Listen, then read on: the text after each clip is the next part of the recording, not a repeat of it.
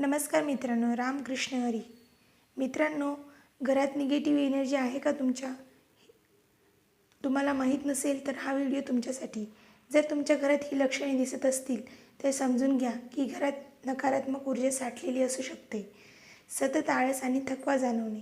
घरातल्या प्रत्येक व्यक्तीला कारण नसताना आळस येतो. कोणत्याही कामाला मन लागत नाही. शरीरात ऊर्जा असूनही ती वापरायची इच्छा होत नाही. लहान गोष्टींवर भांडणं. घरात कारण नसताना वाद होतात. साधं बोलणंसुद्धा वादात बदलतं. वास्तुशास्त्रानुसार ही निगेटिव्ह एनर्जीचं स्पष्ट लक्षण आहे. झोप न लागणे किंवा बेचैनी. रात्री नीट झोप लागत नाही किंवा झोपेतून वारंवार जाग येते. सकाळी उठल्यावर फ्रेश वाटत नाही. हे पण निगेटिव्ह एनर्जीचं लक्षण आहे. घरात अंधार आणि दमटपणा. घरात प्रकाश कमी वाटतो, हवा खेळती नसते. असं घर मनावर दबाव टाकतं आणि नकारात्मकता वाढते. वस्तू वारंवार तुटणे. घरात भांडी फुटणं, घड्याळ बंद पडणं, इलेक्ट्रॉनिक्स वस्तू खराब होणं हे सगळं निगेटिव्ह एनर्जीचं लक्षण आहे. एनर्जी इनबॅलन्स दर्शवतं. आजारपण वाढणं.